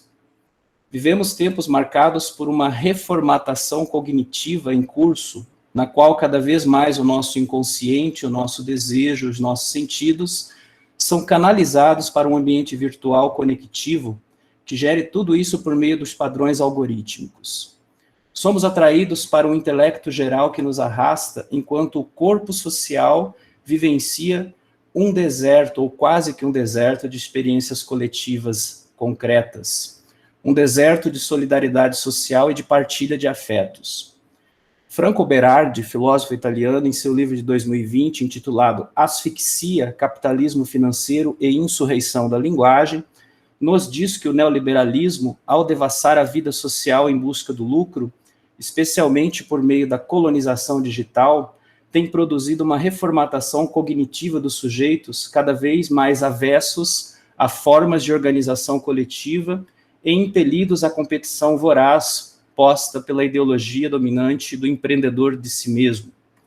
Um trechinho de Berardi: com a introdução do princípio conectivo na esfera da comunicação social, a capacidade de se sensibilizar com o outro se enfraquece, e a recombinação funcional passa a se desenrolar em um campo da impessoalidade. O corpo social está conectado a automatismos tecnolinguísticos que reduzem suas reações à repetição de padrões comportamentais já incorporados. Termina a citação. Ora, o desafio de nosso momento histórico parece ser redescobrir formas de partilhar o sensível e, ao mesmo tempo, produzir estratégias de êxodo destas redes que nos impõem o automatismo tecnolinguístico. Seria preciso organizar formas de resistir, criar novas experiências de multidão aqui, o conceito fundamental de Antônio Negri e Michael Hart. Seria preciso redescobrir formas de conspirar, ou seja, respirar junto a outros seres, ao mesmo tempo em que podemos produzir contrapoder. A poesia, nesse sentido, teria, indiretamente, um papel político fundamental nesses tempos, produzir um calote no campo da enunciação com táticas de desvio de sentido, rejeitando a cobrança de uma dívida semiótica. Novamente aqui cito Berardi. A poesia, próxima dos sentidos da sugestão imagética, traria consigo um apelo político para esta partilha do sensível, nos ajudando a respirar no caos. Por instante, a poesia traria a possibilidade de escapar à comunicação automatizada dos padrões algorítmicos. Por um instante, a poesia, opaca, polissêmica, corpo vivo da própria enunciação, como diz Rancière, poderia fazer frente ao excesso de barulho das máquinas de informação. Fiz essa digressão inicial para dizer o seguinte: o trabalho Efeitos de Presença Insanguínea, de Fabiano Callisto, uma leitura analógica, de Gabriel de Melo Lima Leal, me estimulou a pensar de maneira densa as relações entre poesia e sociedade também, especialmente os aspectos políticos e utópicos em torno das possibilidades de se constituir processos de rebelião a partir de um apelo aos sentidos, que, como lemos no trabalho, revela-se enquanto urgência, frente a um desejo de presença estabelecido na sociedade contemporânea. Muito eloquente e certeiro, Gabriel sintetiza muito bem essa demanda, dizendo: trata-se de um desejo de mundo provocado por uma perda de mundo. Apesar de estarmos conectados a um intelecto geral em rede, nosso corpo social se desintegrou radicalmente nas últimas décadas, e a possibilidade de intercambiar experiências se empobreceu radicalmente, muito além do que já antevia Walter Benjamin nos anos 1930. Percorro rapidamente o trabalho de Gabriel fazendo alguns apontamentos. Antes de qualquer coisa, vale dizer que o trabalho ganhou uma densidade teórica e analítica expressiva após a qualificação. Certamente algumas questões colocadas naquele momento a respeito da estrutura do trabalho e da operacionalização da análise literária a partir dos efeitos de presença serviram para que Gabriel, sob o amparo do seu orientador, pudesse atingir esse excelente resultado. Começando pelo prólogo, Mito de Fundação, que nos revela o encontro epifânico do pesquisador com seu objeto, de Gabriel com Calisto, mediado pelos efeitos de presença de um rio cadáver, tema poético do autor. Na introdução, Gabriel descreve muito bem o percurso do trabalho a partir da metáfora da maré, emprestada do professor e poeta Marcos Ciscar. Tomar pé nas correntes, firmar-se em alguns temas da poesia pós-1984. 2. Ver-se em uma planície d'água, analogia para o conceito de presente amplo, fulcral para o aprofundamento teórico posterior. E 3. O corpo do poema na superfície das águas, a análise poética por fim. Ainda na introdução, Gabriel faz uma excelente exposição da fortuna crítica de Fabiano Calisto, apresentando-o ao leitor. No primeiro capítulo, Situação na maré de efeitos e estratégias, há uma boa exposição da recente história de nossa poesia atual, desde a redemocratização até os dias de hoje. Retomando Haroldo de Campos, Gabriel aponta o ocaso das vanguardas e movimentos, resultando em uma poesia tida como pós-utópica, sem estar presas a narrativas mestras ou ideais coletivos de transformação da sociedade, marcada pela multiplicidade de estilos e temas. Esta poesia pós-moderna, embora Gabriel evite utilizar esse termo, realiza o pastiche também de estilos do passado, amaneirando-os em certo viés academicista, quase como um gueto universitário em alguns momentos, para dizer como Sérgio Kohn. O fim das utopias se revelaria também como o fim da tradição de ruptura, assinalada por Otávio Paz, para se referir à poesia moderna. Por outro lado, a poesia contemporânea, em suas diversas expressões, teria se contaminado de mundo, outra expressão de Sérgio Kohn, a partir do final dos anos 1990. Poetas como Cláudia Roquette Pinto, Joseli Viana Batista e Fabiano Weintraub trariam, de algum modo, a volta de um princípio-realidade para a poesia. Em seguida, Gabriel desenvolve alguns temas para tomar pé frente a tantas correntes incertas. Assim, o tema da violência é importante para compreender a poesia feita em um ambiente predominantemente urbano, marcado pelo trauma social e pela miséria, como uma árida persistência de uma condição sem esperança, usando as palavras de Terry Eagleton, sobre as condições de vida no mundo subdesenvolvido. Outro tema é rebelião. Gabriel nos apresenta uma poesia que não está só nos livros, mas que está materializada também em outras mídias, como o rap, os slams urbanos e as canções engajadas com pautas identitárias e representações das chamadas, entre aspas, minorias sociais. A poesia contaminada de mundo parece redescobrir utopias políticas, nesse sentido, na medida em que só pode se rebelar quem quer arrancar um horizonte a qualquer custo. A poesia do próprio Calisto, assim como de outros autores como Cláudio Daniel, trazem essa dimensão político-poética para o livro de poesia também. Por fim, neste capítulo, o tema apelo aos sentidos é apresentado como mais próximo de Calisto, pois define uma poesia preocupada essencialmente com o corpo e a sensorialidade. Nesse sentido, Gabriel antecipa algumas análises de poemas de Calisto, apontando inclusive o diálogo instigante com as artes plásticas. No capítulo seguinte, Imersão, o presente, a presença e a pele, é-nos apresentado o cronótopo presente amplo, desenvolvido por Gumbrecht Sepp, e sua importância para se pensar teoricamente a experiência estética e a produção da presença, bem como os conceitos de espessura e leitura analógica propostos pelo autor deste trabalho. Nessa compreensão do presente amplo como cronótopo definidor da contemporaneidade, entende-se que haveria uma saturação de arquivamento do passado cultural, no qual tudo estaria disponível ubiquamente, levando uma sobreposição do passado ao presente. Esse presente amplo seria ainda mais arrastado, na medida em que o futuro se apresenta como distopia, como algo a ser adiado, já que se trata da exacerbação da catástrofe. Nesse sentido, estaremos vivendo um período marcado pela estagnação, pela autorreferência e pela amplidão, que seriam assimilados pela poesia e pelo fazer artístico em geral.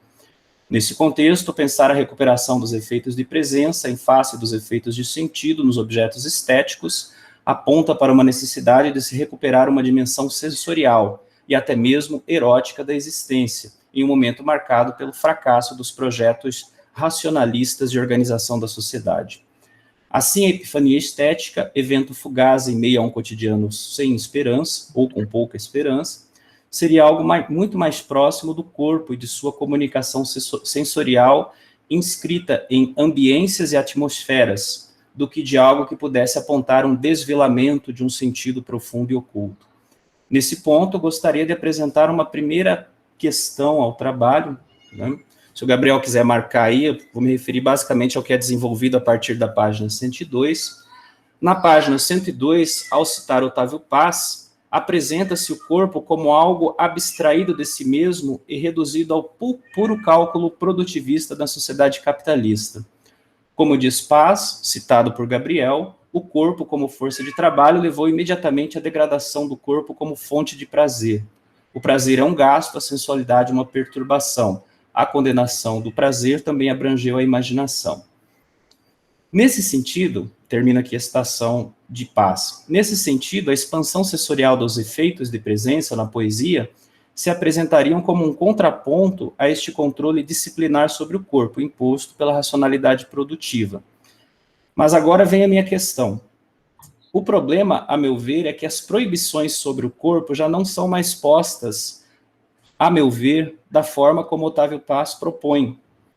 Da sociedade disciplinar que marca o Fordismo, migramos para a sociedade de controle, expressão de Deleuze para se referir à sociedade de consumo atual. Hoje assistimos justamente a um excesso de positividade, na medida em que o corpo pode ser remodelado, exposto de mil maneiras, produzindo uma verdadeira sociedade excitada, para utilizar aqui a expressão de Christoph Türk, onde todo tipo de prazer sensorial é estimulado, na medida em que capta a atenção subjetiva para a extração de alguma forma de lucro. A própria imaginação sensorial, nesse sentido, passa a ser administrada pelos automatismos tecnolinguísticos hoje. Desse modo, entendo que essas novas formas de controle da sensorialidade precisariam também ser levadas em conta para que se pense as dificuldades em se propor uma ética, né, com toda a problemática já apontada aqui anteriormente por vocês, mas se pensar também, né, para além das questões estéticas, propor uma ética também dos efeitos de presença na atualidade, o que impõe, a meu ver, uma dificuldade maior para a epifania poética. Então, Gabriel, eu gostaria que você, depois, né, ao final da leitura do texto, fizesse um comentário sobre essa perspectiva, né, de que nós mudamos de uma sociedade disciplinar, de negação, e passamos para uma sociedade de controle, no qual há uma verdadeira hiperexcitação dos sentidos, né, visando gerar alguma forma de lucro. Se isso, né, se esse problema, que é um problema social, problema do nosso tempo, se isso de alguma forma pode levar a algumas indagações também de ordem estética no fazer poético. Ainda nesse capítulo, gostaria de propor uma segunda questão que me surgiu a partir da página 110. E essa é mais uma questão para que eu possa compreender melhor aquilo que talvez para Gabriel e para Sepp já sejam mais claros. Ao se opor à interpretação do poema, mediante a sua decodificação, propõe-se o conceito de uma leitura analógica. É sobre esse conceito que eu gostaria de fazer uma pergunta. A minha pergunta é se uma leitura analógica da poesia escrita, portanto, a poesia que está nos livros, se uma leitura analógica pode ser realizada como a leitura de um disco de vinil ou uma pintura em tela. Pergunto isso porque me veio o seguinte pensamento: um disco de música tem a onda sonora inscrita sobre a sua superfície, assim como uma pintura tem as tintas em relevo sobre a tela, as marcas do pincel, etc. Isso configura uma presença material analógica, anterior à codificação e à interpretação. Mas na literatura, a palavra, enquanto significante, só produz imagens visuais sonoras, a meu ver, após a decodificação. Logo, o conceito de leitura analógica para a literatura não envolveria compreender também a sua materialidade midiática anterior ou concomitante à decodificação? O conceito de leitura analógica para a literatura não envolveria compreender a sua materialidade midiática anterior ou concomitante à decodificação? Chamo de materialidade midiática, que, usando os termos de Klaus Cleaver, os meios técnicos de produção e instrumentos de transmissão que possibilitam e sustentam a configuração midiática transmitida, ou seja, o próprio texto. Veja o problema. Na página 110 você diz: as imagens de um poema são passíveis de causar afetos, de disparar sensações e reações, independente de terem sido evocadas por um ato inicial de decodificação. Ora, captar as imagens, mesmo o extrato fônico do poema, já envolve decodificação, a meu ver. Uma leitura analógica anterior à decodificação envolveria não apenas captar o texto literário em sua materialidade midiática, como a cor do papel, o cheiro do livro, a disposição tipográfica sobre a página, a sensação de contato dos dedos com o papel, mas não teria que se limitar a esse momento? Então é uma questão mesmo para que eu possa entender melhor, Gabriel, porque eu vi essa dificuldade em pensar a questão de uma leitura analógica da mesma forma como eu posso pensar a audição de um disco de vinil, né, tendo em vista o momento da decodificação necessário para que daí a gente possa pensar as imagens na literatura. Por exemplo, a questão das texturas, né? Sentir a textura de um texto, um atributo de sua espessura, é sentir o seu cheiro, como você diz, seu ritmo, sua iluminação, sua temperatura e sua disposição. É ficar com a memória sensorial do trato com o seu corpo.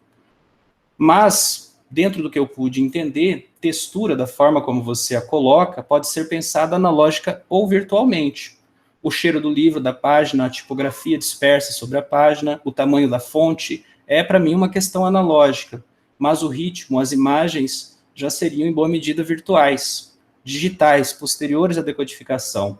A meu ver, fiquei com a impressão de que o conceito de leitura analógica pode apresentar problemas, mas é uma impressão de alguém que também quer ouvir o que vocês têm a dizer. Talvez isso já esteja resolvido para vocês, mas para mim, durante a leitura do texto, não ficou resolvido. No último capítulo, Imersão, Corpo Sanguíneo, Súmula de Si, só posso dizer o quanto fiquei satisfeito com a riqueza das análises literárias realizadas. Os poemas de Fabiano Calisto, extremamente sofisticados, são muito bem lidos nesta busca por compreender as tensões entre efeitos de presença e efeitos de sentido. Desculpem. Não tenho muito o que dizer, pois as análises dos poemas são também tomadas de pé, em uma maré de águas cintilantes e desafiadoras. São análises que ajudam o leitor a perceber as filigranas do texto literário, observando também expressão e conteúdo, recursos fônicos, imagéticos, sintáticos, empregados pelo poeta para desenvolver ou tensionar determinados temas.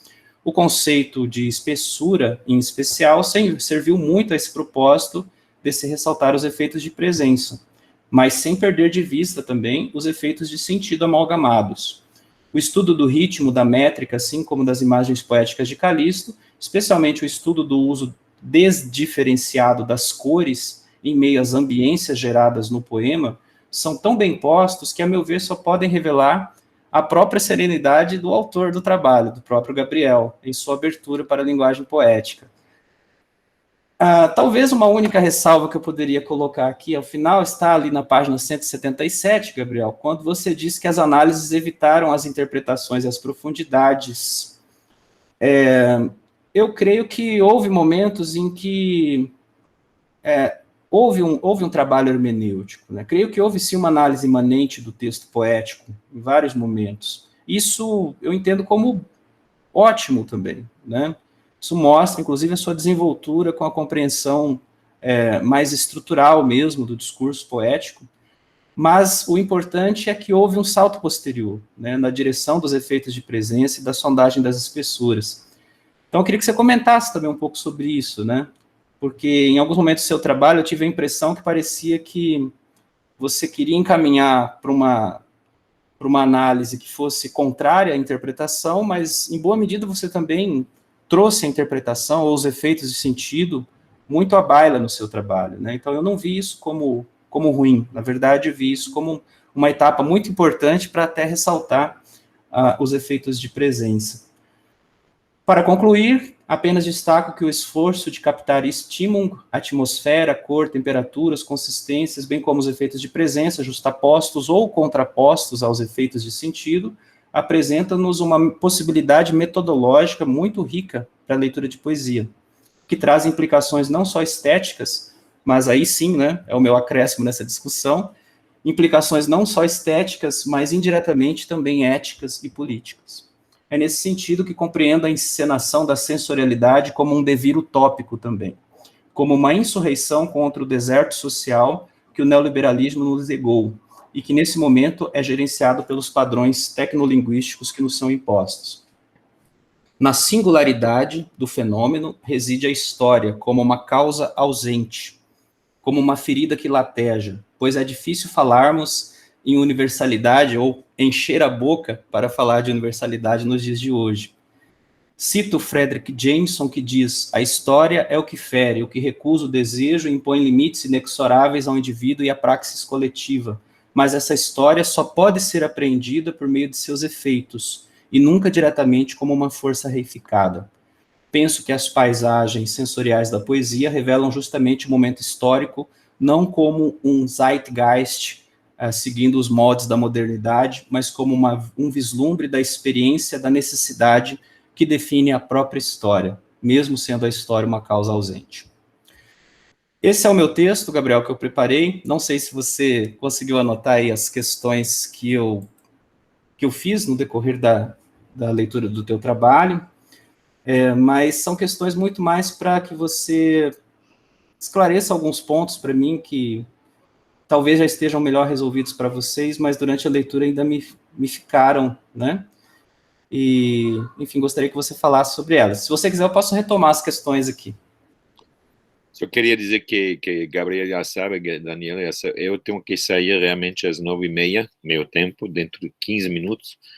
Não sei se a gente precisa uma discussão de banca depois, mas só para organizar, né? Eu posso... 35 é possível, mas tem que ser. Agora, Gabriel, só queria mencionar isto por razões institucionais. Né? Ok. Não, muito obrigado, Vomir, por tudo que você falou pelo texto e pelas perguntas.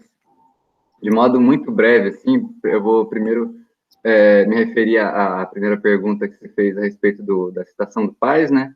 E, de fato, eu vejo que o contexto histórico em que o Paes escreveu isso, ou pelo menos o que ele tinha percepção, não é o mesmo, e na verdade guarda diferenças com o de hoje, especialmente no que se refere a que ali ele está falando da negação do corpo, e hoje em dia o que você tem não é a negação, mas é a hiperexcitação, né?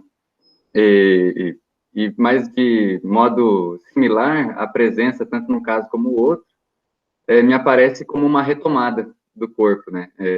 Talvez fosse mais interessante acrescentar no corpo do texto alguma coisa nesse sentido, né? A respeito da hiperexcitação. Eu acho que eu limitei a uma nota de rodapé essa observação, citando justamente o Turk. Mas, enfim, é interessante, é uma possibilidade de acréscimo, só para dialogar melhor nesse ponto. Com relação à segunda e terceira pergunta, eu acho que eu vou responder de uma vez só, que é em dois pontos. Primeiro, que com relação ao suporte, eu vejo a espessura como um co-suporte do texto, isso é, esse corpo do poema que se projeta para fora do livro, que independe do livro, digamos assim, o livro físico, né, ele suporta a nossa experiência estética tanto quanto o suporte físico atual, né. Só que, daí, nesse sentido, o que eu fiz foi priorizar a leitura desse co-suporte que não está dado a princípio, ao contrário do material do livro, né? Mas eu concordo que é tão importante quanto. Assim. Dependendo, pode ter, em determinados casos, dependendo das edições, dependendo do local de leitura, né? Você vai ter outros aspectos a serem considerados numa leitura mais ampla, mas eu optei por esse lado do suporte, até porque o Media Studies já tem uma produção relativamente grande, né? Então, para esse outro suporte, que é a espessura, que se cria na imaginação e pelos efeitos de presença, foi voltado para isso que eu direcionei o trabalho. Assim. E daí, com relação ao fato de, você me falou, né, evitou-se as profundidades, e que a leitura analógica, eu acho até que houve um erro de digitação no trecho que você, da minha parte, no trecho que você leu, porque, na verdade, eu até comento em outro momento que, por mais que eu esteja querendo me voltar para o aspecto analógico, e que, portanto, no primeiro momento seria o suporte, enfim, né, eu preciso, sim, de um nível de profundidade mínima, que é o da decodificação. O que eu proponho é que esse nível de profundidade mínima, que é o da compreensão lexical e das sugestões por essa compreensão disparada, seja considerado não como profundidade, mas como espessura. Por isso que depois eu digo que eu evitei as profundidades, entendeu? Até em vários momentos, por exemplo, no primeiro poema eu falo, em algum momento, fala de a quaresmeira. Aí eu pego e vou buscar possíveis referências da quaresmeia, dos 40 dias no deserto, da Bíblia, enfim. Isso, se eu levasse a cabo, seria uma leitura mais voltada para a profundidade. O que eu tomo é um vislumbre da profundidade no sentido de que sugestões involuntárias ela pode disparar. Então, na verdade, a leitura analógica, ela passa, sim, por um processo de decodificação. Ela não vai, em termos verticais, muito além disso. Esse é o ponto, assim. Respondi? Claro, acho que muito bem, assim, né? Porque realmente a minha questão era especificamente sobre o momento da decodificação, né? Pensando a poesia publicada em livro, né? Nessa modalidade midiática, né? Porque quando a gente está falando de poesia oral, eu escuto um poeta numa língua que eu não conheço, né? O próprio CEP desenvolve isso, né? No livro dele. Quando eu escuto um poema dito numa língua que eu desconheço, ali, né, antes do instante da decodificação, de alguma forma eu estou fazendo uma leitura analógica, né, do que eu estou recebendo enquanto texto. Mas com a palavra impressa, né, no livro, eu entendo que, por exemplo, essa possibilidade, né, da compreensão das imagens acústicas, né, do modo como isso vai despertar a minha imaginação diante do texto, isso é posterior ao processo de decodificação. Então, como você usa os outros exemplos, né, da pintura, do próprio disco de vinil, eu fiquei pensando que talvez haveria um problema um pouco mais específico aí, né, nesse conceito dessa análise que você propõe, né? Então, foi um pouco nessa direção. Mas, assim, eu acho que é uma questão que me ficou, mas para você eu acho que tá bem resolvida no texto, do ponto de vista do desenvolvimento da análise, né? Intervir um momento, né? Eu acho que um pouco daquele ensaio que o Gabriel mencionou, que tenho sobre se na realidade, se presença cabe num texto, né? Então, uma vez que você está com aquela pergunta, né, como o Gabriel praticamente tem nos 2 últimos capítulos da sua tese, eu acho que você nunca vai ter uma resposta conceitualmente clara, né? Nesse sentido, concordo com você perfeitamente, Valmir, que leitura analógica, entre aspas, não é só analógica, né? Também digital, mas concordo perfeitamente e, ao mesmo tempo, acho que a economia dos conceitos não está mal, até se for um ensaio, um livro para ser publicado, de dizer, talvez, em aspas, analógica, para sublinhar a diferença, né? Mas concordo perfeitamente com você que, na realidade conceitual e filosófica, não é puramente ou unicamente analógica, é impossível. desde o momento que você se vai expressando conceitualmente em palavras, já está fora da analogia, né? Mas, ao mesmo tempo, pragmaticamente falando, acho que é um bom título, né? Tanto faz no contexto acadêmico, mas um bom título para publicar um ensaio, né? Por exemplo, uma reflexão, uma questão, o que poderia ser, entre aspas, leitura analógica, né? Interrogação. E então você vai chegar à conclusão que não existe a leitura analógica, conceitualmente, é um oxímoron, que não pode existir, né? Porque uma vez que leitura não pode ser analógica. Nesse sentido, eu sinto a mesma irritação que você sente com leitura, né? Porque é realmente uma leitura, né? Porque o analógico, né?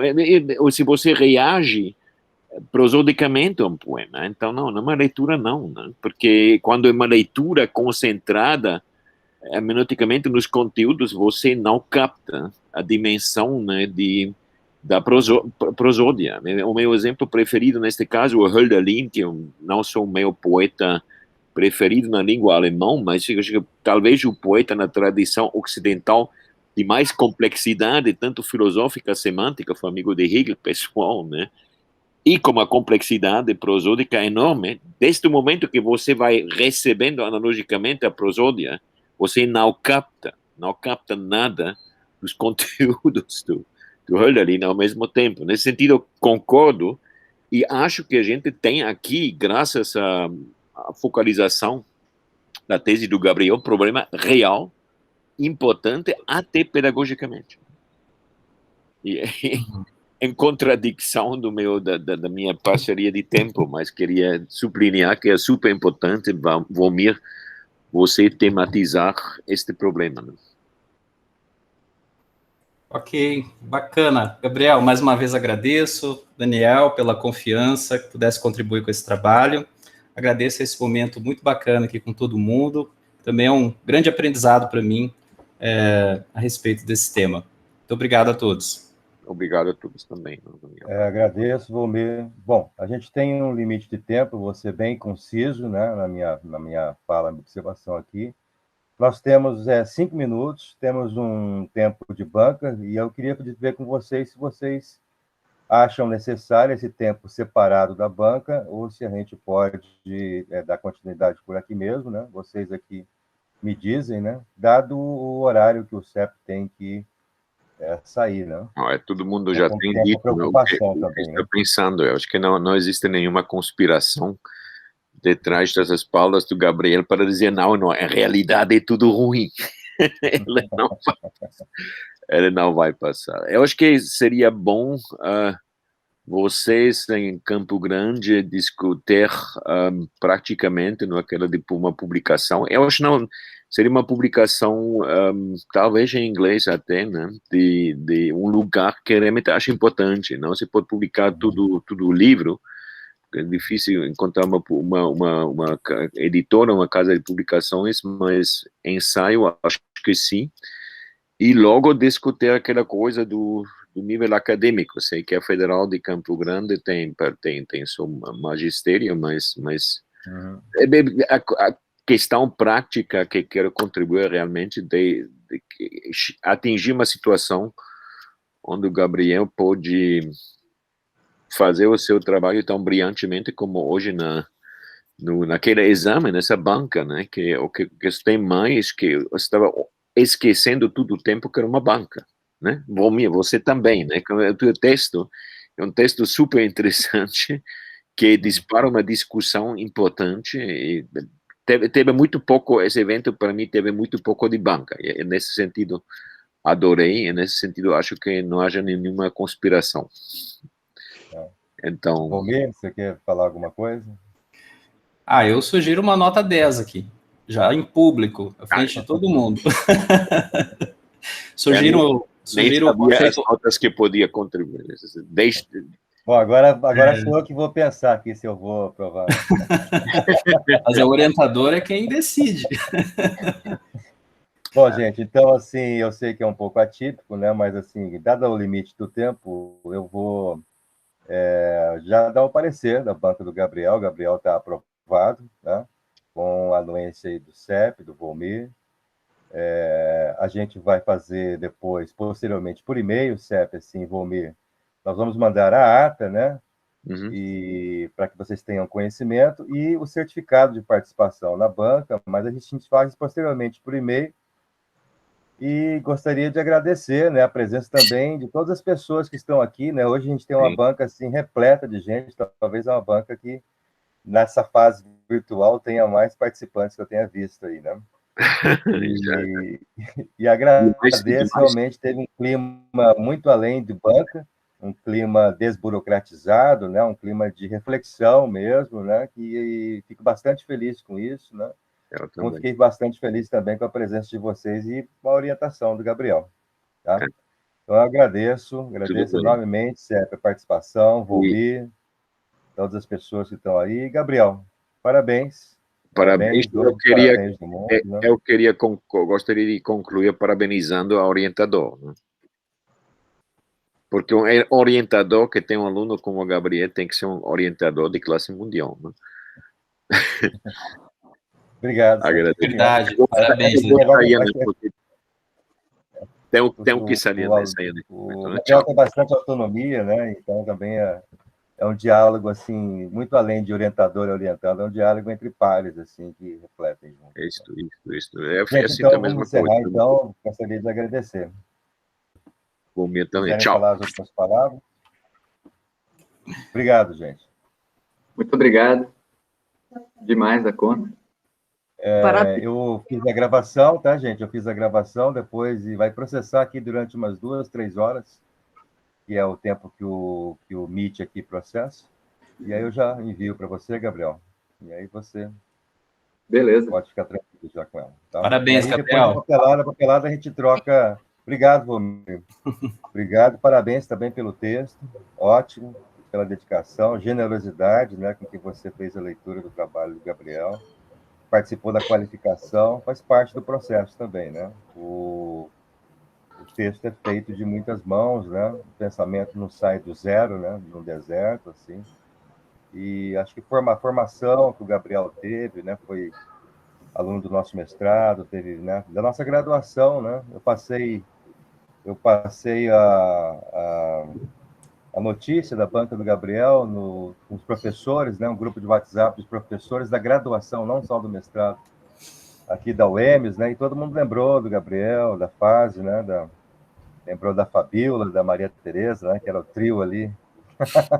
Era o trio ali da fase heróica da UEMS, né? Lá no Partira. Só para acrescentar, para quem não sabe, a Maria Tereza é a esposa do Daniel, né?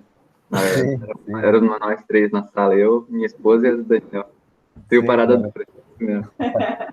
E a Ileda, por exemplo, a Aline, né? Mandaram os parabéns, né? Vários professores ali mandaram os parabéns para você aí, né? Com o momento de conclusão desse mestrado, né?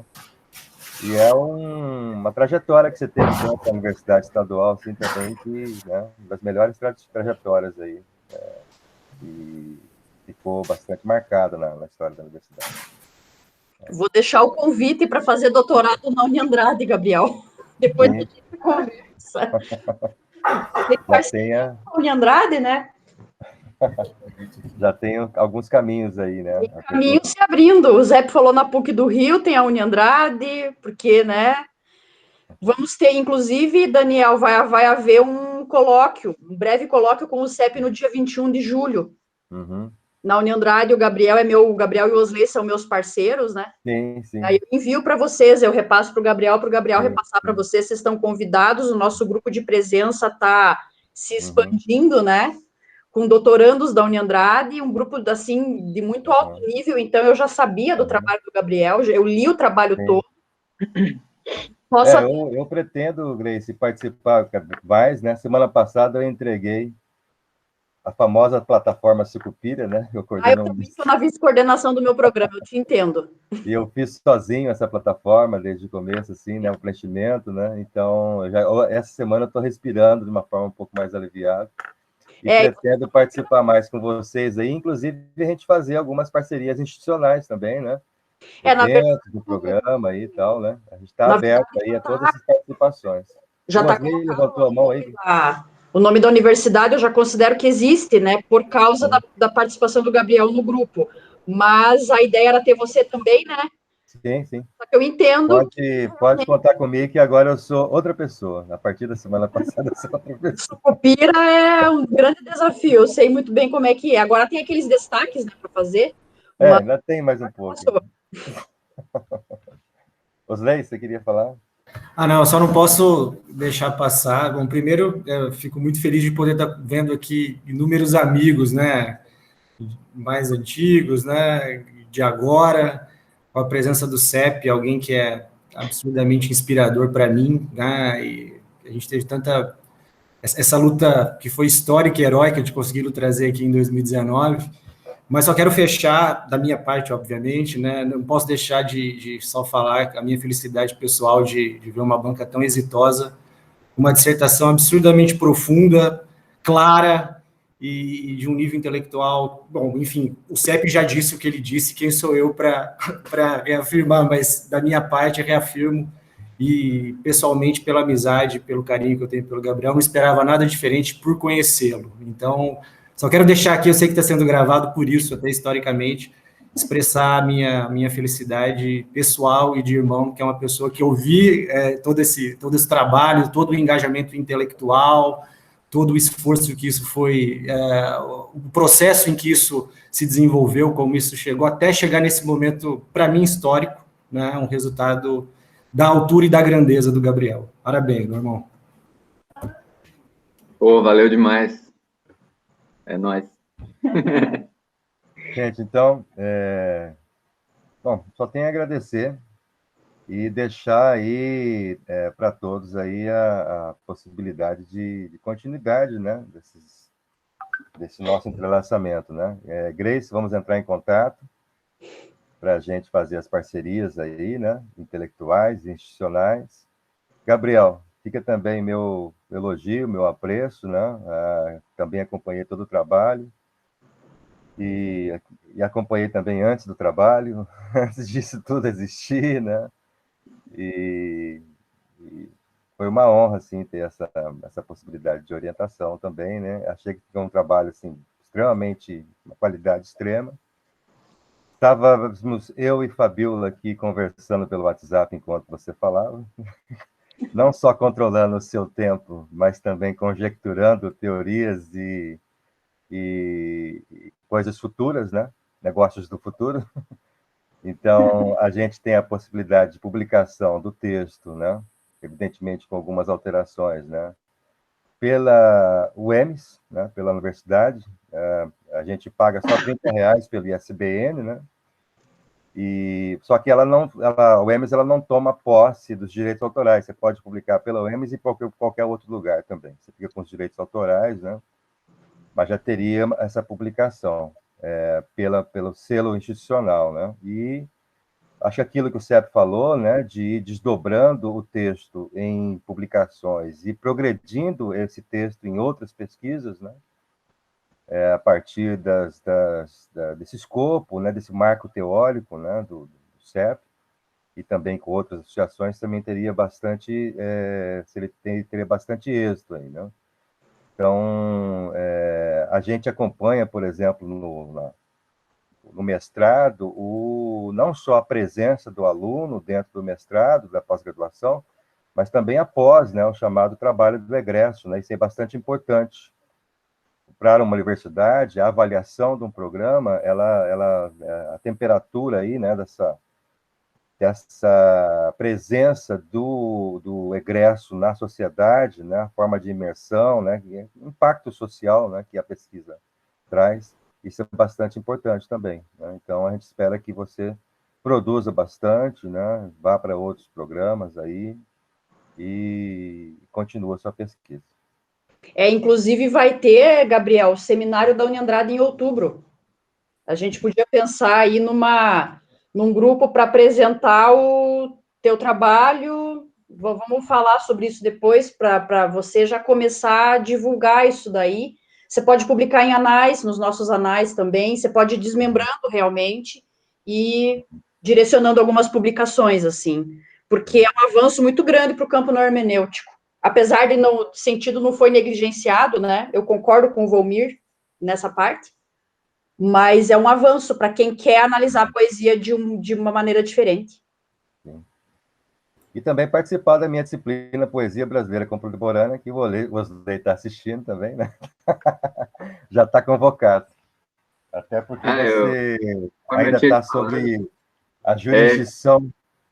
Ainda sou seu orientador, né, cara? Você mandou orientando, né? Ainda sou seu orientando, então o que você mandar, eu tô aí. Gente, então, abraço a todos e todas aí, um grande beijo, fiquem bem, bom final de semana, tá? Para vocês também, tchau. Obrigado a todos, gente. Mais da conta, e obrigado novamente. Tchau. Valeu.